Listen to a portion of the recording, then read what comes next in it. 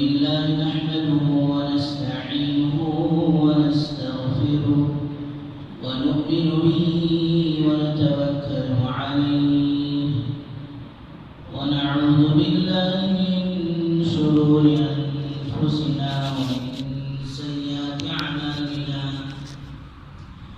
من يهده الله فلا مضل له ومن يضلله فلا هادي له ونشهد أن لا إله إلا الله وحده لا شريك له ونشهد أن سيدنا وسندنا مولانا محمدا عبده ورسوله أما بعد فقد قال الله تبارك وتعالى في كلامه المجيد وفرقانه الحميد بعد أعوذ بالله من الشيطان الرجيم بسم الله الرحمن الرحيم ولله على الناس حج البيت من استطاع إليه سبيلا ومن كفر فإن الله غني عن العالمين وقال تعالى وأذن في الناس بالحج يأتوك رجالا وعلى كل ضامر وقال رسول الله صلى الله عليه وسلم والحج المبرور ليس له جزاء إلا الجنة أو كما قال عليه الصلاة والسلام رب اشرح لي صدري ويسر لي أمري واحلل عقدة من لساني يفقهوا قولي اللهم صل على سيدنا محمد وعلى آل سيدنا محمد بارك وسلم في كلام أولنا اللهم صل على سيدنا محمد وعلى آل سيدنا محمد بارك وسلم في أوسط كلامنا اللهم صل على سيدنا محمد وعلى آل سيدنا محمد بارك وسلم في آخر كلامنا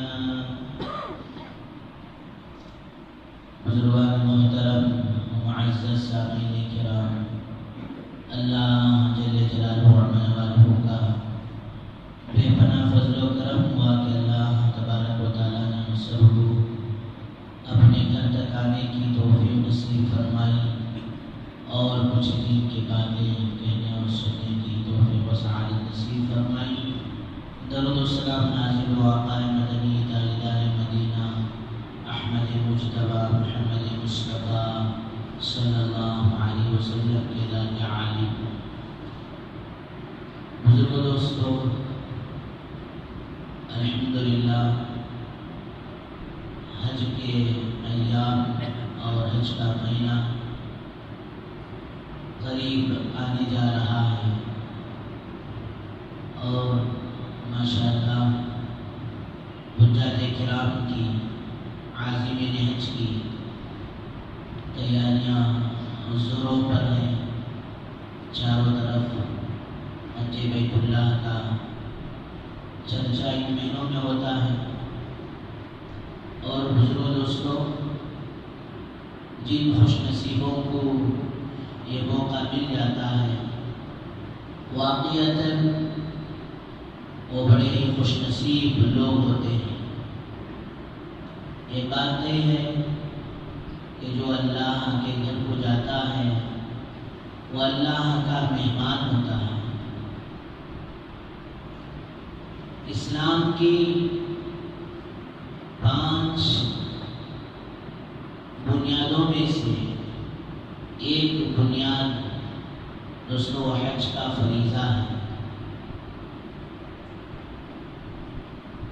اور جو اعمال ہیں اور جو فرائض ہیں انسان مسلمان اسے جہاں بھی چاہے ادا کر لے سکتا ہے۔ نماز وہ ساری ہوئی زمین پر کہیں بھی نماز پڑھنے کی جگہ پاک صاف ہو وہ ادا کر لے سکتا ہے۔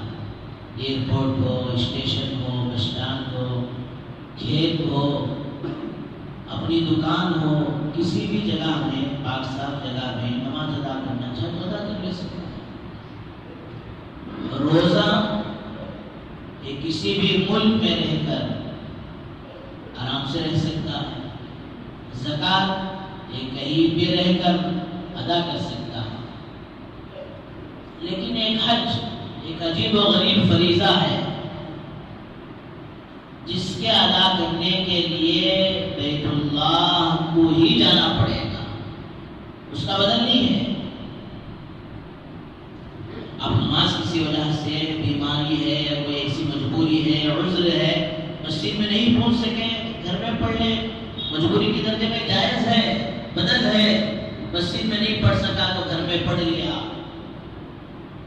لیکن دوستو حج کا بدل نہیں ہے کہ بھائی گزشتہ سال تو الحمدللہ عافیت کے ساتھ حج کا عمل پورا ہوا، اس سے پہلے سر حادثات پیش آئے بے در پہ۔ ایک حادثہ حرم میں پیش آیا، وہ شہدائے حرم کہلائے جی، اور پھر دوسرا حادثہ مینا میں پیش آ گیا، شہدائے مینا ہو گئے۔ بھائی کان کی مصیبت اتنے سبھی خرچ کر کو 32 لاکھوں کی میں حقیقتیں پہلے سے میں پیشنٹ جی چل نہیں سکتا، بولتے بھی جاتے آتے ڈھکل دل کو گر کو اللہ کو پیارا ہوگا تو جی۔ گزشتہ سال حج کے سفر میں قاری صاحب تھے، انہوں بولتے بھائی ڈرو نہ کو تمہیں مرتے نہیں، یہاں مرنے والے بڑے ہی خوش نصیب ہوتے ہیں، اتنے خوش نصیب آپ کا ہے کہ یہاں کو موت آ جائے، وہ تو سعادت والوں کو نصیب ہوتی ہے۔ اور دوستو عجیب بات ہے، اللہ کے نبی صلی اللہ علیہ وسلم نے حدیث مبارکہ میں فرمایا جو حج کے کسی عمل کے ساتھ انتقال ہوگا کل قیامت کے دن اسی عمل کے ساتھ وہ اٹھے گا۔ حالت احرام میں اگر لبیک پڑھتا ہوا کوئی اللہ کو پیارا ہو گیا، دوستو میدان حشر میں اسی احرام کی حالت میں لبیک پڑھتے ہوئے اٹھے گا، یہ تو بہت بڑی سعادت ہوتی ہے۔ تو بزرگوں دوستو حج کا فریضہ ادا کرنے کے لیے انہی مقامات میں جانا پڑے گا، بیت اللہ کو جانا پڑے گا، مزدلفہ مینا عرفات کے وادیوں میں گھومنا پڑے گا، اس کے بغیر فریضہ حج ادا نہیں ہو سکتا۔ الغرض حضرات علماء نے لکھا ہے کہ چند چیزیں ایسی ہیں کہ فرمایا دوستو اس سے کبھی بھی ایمان والے کا دل سیراب ہو ہی نہیں سکتا۔ پہلی بات علماء نے لکھا ہے آسمان ہے، وہی نیلا آسمان ہے، وہی آسمان کے ستارے ہیں، اسے زندگی بھر دیکھتے رہے، فرمایا دوستو آدمی اگتا نہیں جاتا، بور نہیں ہوتا۔ دوسری چیز فرمایا کہ پانی ایک ایسی نعمت ہے ساری زندگی اس کو پیتے رہے، انسان بدلنے کا فیصلہ نہیں کرتا، چلو 50 سال تو پانی پی پی کر گزار لیا، اب بقیہ زندگی کولڈ ڈرنکس پر گزاروں گا۔ اب کولڈ ڈرنکس پر بات کریں تو مستقل عنوان ہو جائے گا، کتنے دوستوں کولڈ ڈرنکس ایسے ہیں جس کے اندر اللہ حفاظت فرمائے بیت الخلا کو پاک کرنے کے لیے آسیب کا یوز کرنا اور پھر کولڈ ڈرنکس کا یوز کرنا دونوں برابر ہے، اللہ ہم سب کی حفاظت فرمائے۔ تو پانی پینے سے انسان کی زندگی کبھی تھکتی نہیں، کبھی بور نہیں ہوتا، اللہ نے ایسی نعمت بنائی۔ تیسری چیز فرمایا اللہ کا کلام ہے کہ قرآن پاک کو پڑھتے ہیں، ساری زندگی پڑھتے ہیں، تو فرمایا اللہ کے کلام کو پڑھتے پڑھتے کوئی تھکتا نہیں، کوئی بور ہوتا نہیں، ساری زندگی۔ رمضان آ رہا ہے تو شوق ماشاءاللہ اتنا بڑھتا ہے کہ بھئی کوئی الگ کتاب پڑھ رہی نہیں، الگ کتاب نہیں، وہی قرآن پڑھا جا رہا ہے، وہی قرآن سنا جا رہا ہے، لیکن شوق کے اندر اضافہ ہو رہا ہے، کبھی اور بور ہونا دوستو اس کا نام و نشان نہیں۔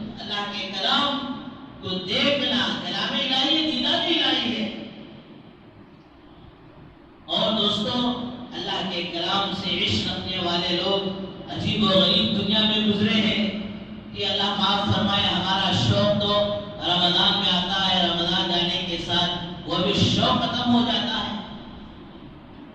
اللہ کے نبی صلی اللہ علیہ وسلم نے فرمایا احب الاعمال الی اللہ، اللہ کے نزدیک سب سے زیادہ بہترین عمل احب الاعمال الی اللہ ادومها، کہ اس عمل کو اہتمام کے ساتھ پابندی کے ساتھ روزانہ کرے وہ ان اللہ اگرچہ کہ تھوڑا ہو. بعض لوگ گھر کے بندش پر، دکانوں کے اوپننگ پر بڑے اہتمام سے قرآن خوانی کراتے ہیں، قرآن پڑھاتے ہیں، اور پھر فرمایا اس کے بعد دوستوں اس سے چھٹی کر لیتے ہیں. ایسا نہیں، بلکہ روزانہ ہو، اگرچہ کہ ایک رکوع ہو، اگرچہ کہ ایک صفحہ ہو، اگرچہ کہ ایک آیت ہو. عجیب و غریب عشق رکھنے والے دوستوں اللہ کے کلام سے علماء نے لکھا ہے حجاج بن یوسف جو ظالم تھا، اگرچہ کہ اس نے اچھے اچھے کام بھی کیے. بیت اللہ شریف کی تعمیر 6 مرتبہ ہوئی. فرشتوں کے ذریعے سے، حضرت آدم علیہ السلام کے ذریعے سے، حضرت ابراہیم علیہ السلام کے ذریعے سے، قریش مکہ کی طرف سے، عبداللہ بن زبیر رضی اللہ عنہ کی طرف سے، آخر میں حجاج بن یوسف نے کعبۃ اللہ کی تعمیر کی. اس کے بعد علماء نے فتویٰ لکھ دیا کہ یہ کعبۃ اللہ جیسا ہے وہ ایسا ہی رہے گا، اسی کی نہج پر، طرز پر، انداز پر بیت اللہ تعمیر ہوگا. اس کے اندر کوئی رد و بدل نہیں ہوگی. اگر رد و بدل ہوگی تو ہر زمانے کا بادشاہ اپنے ہاتھ کا کھلونا بنا لے گا. تو آخری تعمیر جو ہوئی وہ حجاج بن یوسف کے ہاتھوں سے. بڑا ظالم تھا. اس نے ایک بوڑھیا کے جوان بچے کو قید کر لیا. اب بوڑھی جا رہی ہے فائٹ کرنے کے لیے. کس سے؟ حجاج بن یوسف سے ہے. حجاج بن یوسف تو دور کی بات، اس کا یہ خادم بوڑھی کو ٹچ کرے تو بوڑھی گر کے مر جائے گی، زخمی ہو جائے گی. لیکن جا رہے بڑی شان و شوکت کے ساتھ حجاج بن یوسف کا میں مقابلہ کروں. دوستو ظلم سے اپنے آپ کو روکو، اپنے آپ کو بچاؤ. ظلم اتقی دعوت المظلوم، اللہ کے نبی نے فرمایا مظلوم کی بد دعا سے بچو. اگرچہ مسلمان بھی غیر بھی ہو، اگر وہ مظلوم ہے تو اس کی آہیں آسمانوں کو چیرتے ہوئے اللہ کے عرش پر پہنچ جائے. اپنی زبانوں سے، اپنی معاملات سے، اپنے ہر عمل سے کسی پر ظلم نہ ہو. وہ بھی بڑھیا بڑی زور سے جا رہی ہے حجاج بن یوسف سے فائٹ کرنے کے لیے، مقابلہ کرنے کے لیے، اور جا کر عجیب و غریب دھمکی. کتنا قرآن سے اسے محبت تھا، کتنا قرآن سے اسے عشق تھا، کتنی قرآن پر اس کی گہرائی تھی. جا کر حجاج بن یوسف سے کہا اے حجاج، میرے بچے کو تو صحیح سلامت آزاد کر دے، ورنہ. اب ورنہ سے آپ کے ذہن میں آئے گا پتہ نہیں اس نے حکومت کا جو ہے حوالہ دیا ہوگا یا اپنے خاندان کا حوالہ دیا ہوگا. جس طرح اللہ معاف فرمائے لوگ ظلم کر دیتے ہیں، غلطی کوتاہیاں کر دیتے ہیں، پھر اپنے اوپر شان جتاتے ہیں ہم فلاں خاندان کے ہیں، ہم فلاں مال والے ہیں، ہمارا فلاں جگہ بات چلتی ہے. یہ کوئی خاندان پر، کوئی طاقت پر، کوئی مال پر، کوئی عہدے پر، کوئی حکومت پر، جس طرح اس کے بلدوتوں پر، آگے والوں پر دوستوں اپنا دبدبہ جماتا ہے. لیکن یہ سارے دوستوں موت پر ختم. کل قیامت کے دن خدا کے دربار میں اللہ کے سامنے کسی کا کوئی دام نہیں چلے گا. اللہ للکاریں گے، اللہ بلائیں گے، لمن الملک اليوم، آؤ آؤ آج کس کی بادشاہت ہے، آج ثابت کرو، آج پیش کرو. فرمایا کوئی کچھ نہیں کہے گا. للہ واحد القہار، آج ایک ہی زبردست طاقتور بادشاہ کی حکومت ہے. اس حکومت کو دوستوں، اس طاقت کو، اللہ کی اس اللہ کی بڑائی کو، کبریائی کو، اللہ کی عظمت کو، میدان حشر کو، میدان حشر کے انصاف کو، وہاں ملنے والے دوستوں انعامات کو، عذابات کو سامنے رکھ کر زندگی گزارنے والا دوستوں صحیح معنوں میں مومن ہے. اس نے کہا ورنہ حجاج بن یوسف، میرے بیٹے کو اگر تو نے صحیح سلامت نہیں چھوڑا تو اللہ تجھے دنیا سے ایسا مٹائے گا جس طرح قرآن مجید کے شروع کے 15 پارے سے لفظ کلا کو مٹایا ہے. علم کی دھمکی دے رہی ہے، قرآن کے الفاظ کی دھمکی دے رہی ہے۔ آپ نے قرآن مجید میں پڑھا ہوگا کلا بل رانا کلا ان معی ربی سیہدین۔ یہ لفظ جو کلا کلا جس کے معنی ہرگز کے آتے ہیں، فرمایا دوستو شروع کے 15 پارے میں نہیں ہے، آخر کے 15 میں بار بار ہے، شروع کے 15 پارے میں نہیں۔ کتنی وہ گہرائی اس پر تھی کہ فوراً کہتی ہے اس طرح شروع کے 15 پارے میں لفظ کلا اللہ نے مٹا دیا ہے، اس طرح حجاج بن یوسف اللہ تجھے دنیا سے مٹا دے گا۔ اس بات پر اس کے دل پر ایسی ہیبت تاری ہوئی، ایسا خوف تاری ہوا کہ اس کے بچے کو اس نے آزاد کر دیا۔ تو غرض چوتھی چیز علماء نے لکھا ہے کہ اللہ کے کلام کو جتنا دیکھتے جائیں، فرمایا جتنا پڑھا جائے، جتنا سنا جائے، آدمی بور نہیں ہوتا۔ چوتھی چیز فرمایا دوستو بیت اللہ ہے، اللہ کا گھر ہے، اس پر جتنی نظر ڈالی جائے، جتنا اسے دیکھا جائے، فرمایا دوستو آدمی بور نہیں ہوتا۔ کیوں اس کا نام بیت اللہ کیوں ہے؟ اللہ کے علماء فرماتے ہیں بیت اللہ کو بیت اللہ اس لیے کہا جاتا ہے کہ ایسی بات نہیں کہ اللہ اس کے گھر میں رہتے ہیں، ایسی بات نہیں ہے۔ بعض دوستو کم علمی کی وجہ سے جہالت کی بنیاد پر بعض کم عقیدے والے مسلمان اسے یہ بھی کہہ دیتے ہیں کہ یہ اللہ میاں کی قبر ہے، نعوذ باللہ من ذالک، ایمان چلا جائے گا، اللہ موت سے پاک ہے۔ تو دوستو بیت اللہ اس لیے نہیں کہا جاتا کہ اس میں اللہ رہتے ہیں، یہ اللہ کا گھر سے مراد یہ ہے کہ اللہ کی ذاتی تجلیات اس گھر پر پڑتے ہیں، گویا اللہ کی رحمتوں کا عکس جراکس اس پر پڑتا ہے۔ مثال کے طور پر کوئی آدمی جا کر کسی پانی کے سامنے کھڑا ہوتا ہے، تالاب کے سامنے، پوڑی کے سامنے، تو اس کا عکس، اس کی کاپی اس پر نظر آتی ہے پانی میں۔ اس طرح دوستو اللہ کی رحمت ہے، گویا آسمان میں پرنانا ہے، بیت المعمور ہے، دنیا کے بیت اللہ کا طواف یہ اللہ کے نیک بندے کرتے ہیں، تو فرمایا آسمانوں پر دوستو فرشتے اللہ کے گھر کا طواف کرتے ہیں، جسے بیت المعمور کہا جاتا ہے۔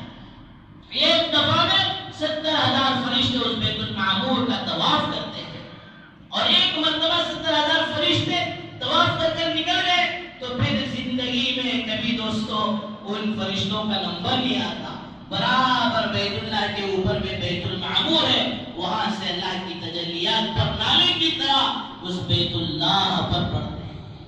تو بزرگوں دوستو اللہ نے اسے مرکز عالم بنایا، مرکز عالم۔ 3 چیزیں ہیں، رسول اکرم صلی اللہ علیہ وسلم مرکز عالم ہے، سارے عالم کے لیے ہدایت ہے، قرآن مجید سارے عالم کے لیے ہدایت ہے، اسی طرح بیت اللہ بھی سارے عالم کے لیے ہدایت کا مرکز ہے۔ آپ صلی اللہ علیہ وسلم کے بارے میں اللہ نے فرمایا وَمَا أَرْسَلْنَاكَ إِلَّا رَحْمَةً لِلْعَالَمِينَ، آپ بھی سارے عالم کے لیے رحمت ہیں۔ اور قرآن کے بارے میں فرمایا إِنْ هُوَ إِلَّا ذِكْرَىٰ لِلْعَالَمِينَ وَمَا هُوَ إِلَّا ذِكْرَىٰ لِلْعَالَمِينَ، سارے عالم کے لیے دوستو قرآن مجید ہدایت نامہ ہے، نصیحت کی کتاب ہے۔ اور تیسرا بیت اللہ کے بارے میں فرمایا ہدی للعالمین، یہ سارے عالم کے لیے ہدایت کا مرکز ہے۔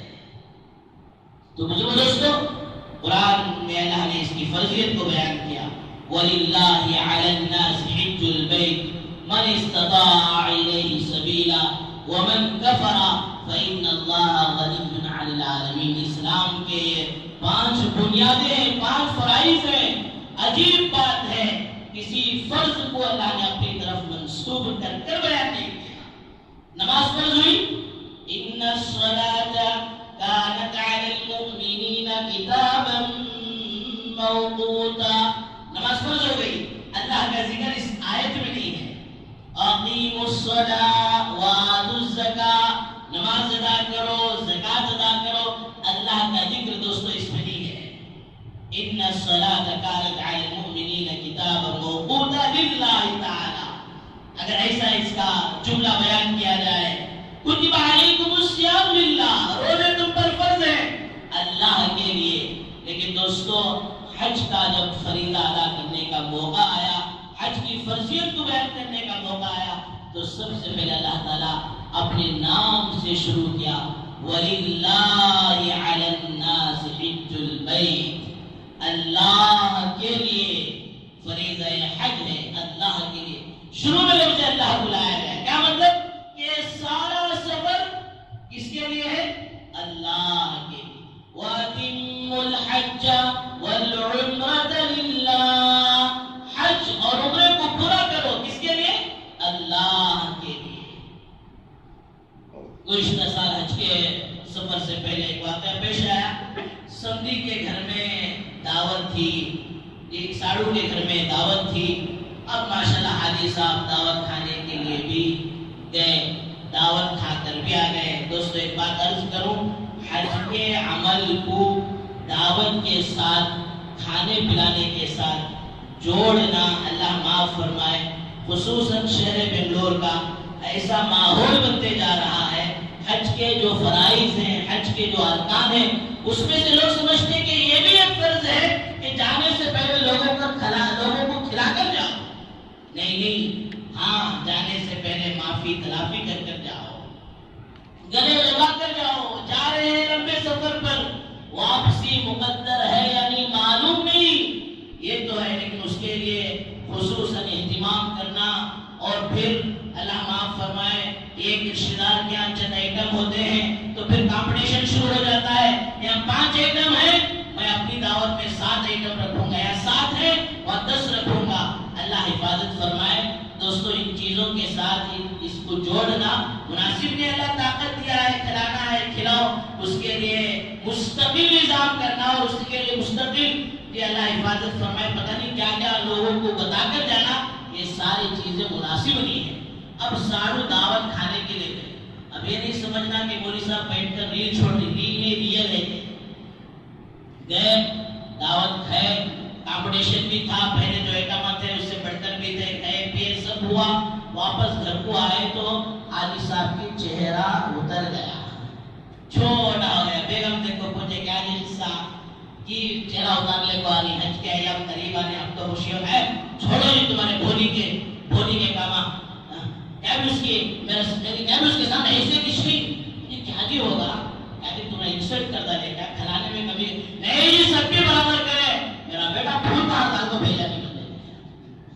کیا مطلب؟ یہ پھول کا ہار ڈال کر میرے واہواہ کے لیے گویا حج کا سفر ہونا ہے۔ اللہ حفاظت فرمائے، وَلِلَّهِ، اللہ کے لیے کرو۔ آگے فرمایا دوستو، اس دوران، اس پورے حج کے دوران جو کچھ مشقت آئے گی، جو کچھ حالات آئیں گے، وہ سب اللہ کے لیے برداشت کرو۔ کتنا بھی وی آئی پی سے وی آئی پی دوستو سفر ہو، کتنا وی آئی پی سے وی آئی پی آدمی ہو، فرمایا حج کے خصوصاً ان 5 ایام میں کچھ نہ کچھ دوستو مجاہدہ ہو ہی جاتا ہے۔ کسی کو ہیلی کاپٹر کے ذریعے سے یا پھر کوئی اچھی کار کے ذریعے سے لا کر چھوڑے، تو اس کا مطلب یہ نہیں کہ مہاجر کا گیٹ جس طرح ہے وہاں لا کر چھوڑ دیں گے۔ جو لوگ گئے وہ دیکھیں گے حرم جہاں شروع ہوتا ہے وہاں سے کعبۃ اللہ تک پہنچتے کم سے کم آدھا کلومیٹر تو ہو ہی جاتا ہے۔ مطلب یہ حرم کی حدود، حرم کی یہ جگہ شروع ہو رہی ہے، کوئی ہمیں دروازے سامنے قریب نظر آ رہے ہیں، پھر بھی دوستو چلتے تو کم سے کم طواف کرتے تو آدھا کلومیٹر ہو ہی جاتا ہے۔ تو کیا مطلب؟ وَلِلَّهِ، اللہ کے لیے حج، اور جو کچھ اس کے اندر مشقتیں آئیں گے یہ سب اللہ کے لیے برداشت کرنا ہے۔ اللہ کے نبی صلی اللہ علیہ وسلم نے حضرت عائشہ رضی اللہ عنہا سے فرمایا، عائشہ تیرے حج کا بدلہ، تیرا عمرے کا بدلہ وہ تیری مشقت کے بقدر ہوگا۔ جتنا تو مشقت برداشت کرے گی اتنا ہی تجھے اجر و ثواب ملے گا۔ ہم تو کمزور بنتے ہیں، عافیت کو مانگیں گے، اور جو کچھ دوستو اس میں سے کچھ بھی حالات پیش آئے، مشقت پیش آئے، فرمایا اللہ کے نام پر جو مشقت ہی دی جاتی ہے، فرمایا اس مشقت میں بھی مزہ آتا ہے۔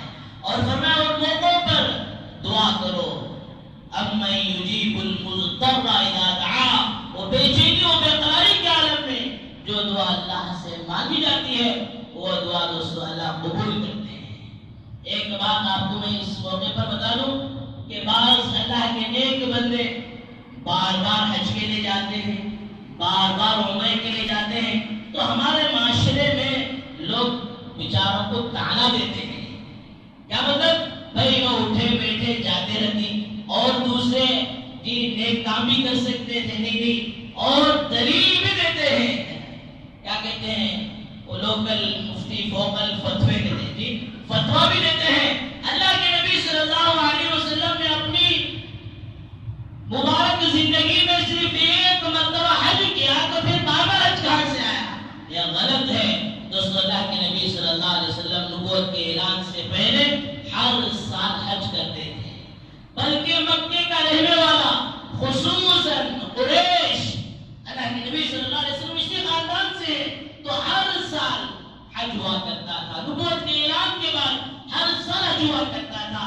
اسی لیے تو روایتوں میں آتا ہے کہ آپ صلی اللہ علیہ وسلم حج کے موسم میں مینا کی وادیوں میں، عرفات کے میدانوں میں جا کر قبیلہ وائز لوگوں کو توحید کی تعلیم دیتے، لوگوں کو دین کی بات سمجھاتے، آخرت کو سمجھاتے، اور فرمایا آپ صلی اللہ علیہ وسلم کا ساتھ دینے کے لیے آپ ان کی تشکیل کرتے تھے.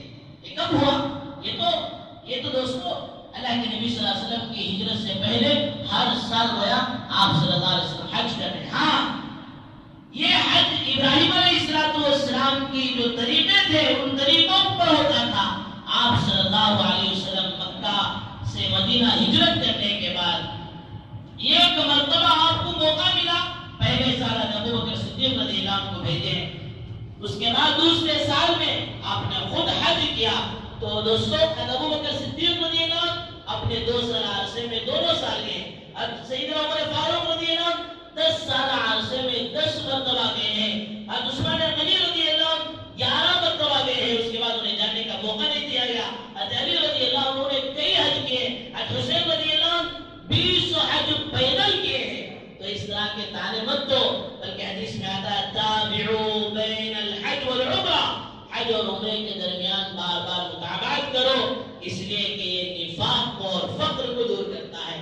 بلکہ حدیث مبارکہ میں فرمایا کہ جس کو اللہ نے کشادگی دی، وسعت دی، وہ دین کے نام پر، غریبوں کے نام پر، یتیموں کے نام پر وہ تو خرچ کرے، اسے اور اسے نہ جوڑے. فرمایا 5 سال اللہ نے اسے وسعت اور کشادگی دینے کے بعد اگر اس نے بیت اللہ کی حاضری نہیں دی تو گویا دوستو اس نے اللہ کے ساتھ بے وفائی کی ہے. اس لیے فریضہ حج وہ تو ہر حال میں ادا ہونا ہی ہے. سیدنا عمر فاروق رضی اللہ عنہ فرماتے ہیں کہ جن لوگوں پر حج فرض ہو گیا اور انہوں نے حج بیت اللہ نہیں کیا اور اسی حال میں مرے تو اب وہ مسلمان ہو کر نہیں مریں گے بلکہ یہود و نصارہ ہو کر مریں. اللہ ہم سب کی حفاظت فرمائے. وَلِلَّهِ عَلَى النَّاسِ، اللہ کے لیے. عَلَى النَّاسِ اب دوستو سارے لوگوں پر نہیں ہے، مسلمانوں پر فرض ہے. مسلمانوں پر بھی فرمایا سارے مسلمانوں پر نہیں، مالداروں پر فرض ہے جو وہاں جانے کی استطاعت و طاقت رکھتے ہو، اس کے اندر بہت ہی زیادہ بیمار ہیں، کمزور ہیں. فرمایا ایسے لوگوں کی بھی چھوٹ ہو سکتی ہے. وہ سب کے بجائے اللہ فرما رہے ہیں وَلِلَّهِ عَلَى النَّاسِ. کیا مطلب؟ کوئی بیماری میں چلنا چاہتا ہے میرے گھر کو تو آ جائے. او ساری دنیا کے انسانوں، اگر تم کفر پر زندگی اختیار کر رہے ہو تم بھی کلمہ پڑھ کر آ جاؤ، ہر کوئی آ جائے. اس لیے اللہ نے علی الناس فرمایا حج البیت، پھر آگے فرمایا من استطاع الیہ سبیلا ومن کفر فإن اللہ غنی عن العالمین. پھر اللہ کہہ رہے جسے استطاعت ہے. کیا مطلب؟ لوگوں کے، میرے بندوں کے ذہن میں نہ ہو کہ جو آنا چاہتا ہے وہ اس لیے آ جائے کہ اس کے جانے سے اللہ میاں کو کوئی فائدہ ہوتا ہے. نہیں، یہ تو اپنی ذات کے فائدے کے لیے. ومن کفر فإن اللہ غنی عن العالمین. اگر تم نے اعراض کیا، اگر تم نے حج نہیں کیا تو اللہ تعالیٰ تمہارے محتاج نہیں ہے. تو بزرگوں دوستو، حج کی فرضیت یہ بہت بڑی خوش نصیبی، سعادت مندی کا موقع ہوتا ہے. اس لیے علماء نے فرمایا دیکھو کلمہ یہ معرفت ہے، معرفت پہچان ہے اللہ کی، اور نماز یہ تعلق کا ذریعہ ہے. نماز سے تعلق پیدا ہوتا ہے. بہت ہی دکھ کے ساتھ عرض کرنا پڑتا ہے کہ رمضان جیسے ہی گیا اور دوستو اللہ معاف فرمائے رمضان کی ٹھنڈ ابھی تک نہیں اتری ہے کہ مسجد ویران نظر آتی ہے. تو کیا مطلب کہ رمضان میں صرف نماز فرض ہے, جمعہ میں فرض ہے. ارے نماز تو ہر مسلمان پر 5 وقت ایسی فرض ہے کہ حاجی کو بھی نماز معاف نہیں. علماء نے مسئلہ لکھا ہے, کوئی حاجی کھڑا ہو جائے بھائی میں تو حج کروں گا لیکن حج کے دوران سفر کے دوران میں نماز نہیں پڑھوں گا, اسے کہیں السلام علیکم تمہارے اوپر حج کی فرضیت ہی باقی نہیں رہے گی اگر تم نے نماز کا انکار کیا. نماز تو دوستو کبھی کسی کو معاف ہو ہی نہیں سکتی. ایسے فریضے سے آج مسلمان دوستو دور ہوتا چلا گیا اور حالات اللہ معاف فرمائے چاروں طرف سے ایمان والوں پر گھیرے گئے. بیت المقدس کا مسئلہ چل رہا ہے, قبلہ اول کا مسئلہ چل رہا ہے.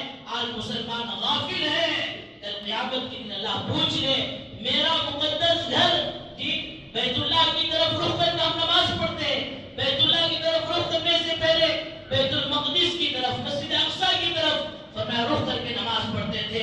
وہ قبلہ اول ہے, قبلہ اول پر حالات ہیں اور تو بتا اس کے لیے کیا کیا. تو دوستوں ہم کیا جواب دیں گے؟ کم سے کم اتنا تو کہتے اللہ اس سے میں کوسوں دور تھا, میرے بس میں کچھ نہیں تھا. ہاں اللہ میں تہجد میں تو اڑ گیا تھا, تیرے سامنے گر گڑا گیا تھا, تیرے سامنے میں روتا چلا گیا تھا, تیرے سامنے میں بھیک مانگتا چلا گیا تھا. اے اللہ یہ تو میں نے کیا. دوستو اس لیے علماء کی ایک بڑی جماعت نے آپ سبھی حضرات سے اپیل کی ہے بیت المقدس کے لیے, قبلہ اول کے لیے انفرادی دعاؤں کا اہتمام کرو کہ اللہ ظالموں کے ظلم سے اپنے گھر کی حفاظت کر لے. نماز سے ایمان والا غافل, تو کلمے سے معرفت, نماز سے تعلق اور زکات سے محبت. مال جہاں لگتا ہے دوستو وہاں کی محبت لگتی ہے. صحابی کہتے ہیں رسول اللہ مجھے آخرت کے چیزوں سے ڈر لگتا ہے, لیکن نبی نے فرمایا مال ہے, ہاں مال آخرت کے نام پر لگا, ایمان والے کا جہاں مال لگے گا وہاں محبت بھی بڑھے گی. چوتھی چیز عشق, فرمایا دوستو وہ روزہ ہے, روزے سے عشق ہے, بھوکا پیاسا دن بھر اور فرمایا گرمی, اس سب کے باوجود عشق کا مظاہرہ کہ ایک قطرہ علم کے نیچے اتارنے کے لیے تیار نہیں. اور پھر دوستو 5ویں چیز فرمایا حج, وہ عاشقانہ انداز ہے کہ عشق دوستو وہ روزے کے ذریعے سے تو حج کے ذریعے سے دوستو عاشق اپنا مظاہرہ کرتا ہے, پرا گندا بال اور فرمایا میلے کچیلے کپڑے. اللہ کے نبی نے فرمایا الحج والسج کہ چلانا ہے لبیک لبیک ادعوا ربکم تضرعا وخفیا, کہ اللہ کے گھروں میں آہستہ سے پکارو, اللہ کے گھروں کا ادب کرو. زیادہ چلانا اللہ کو پسند نہیں اللہ کے گھروں میں.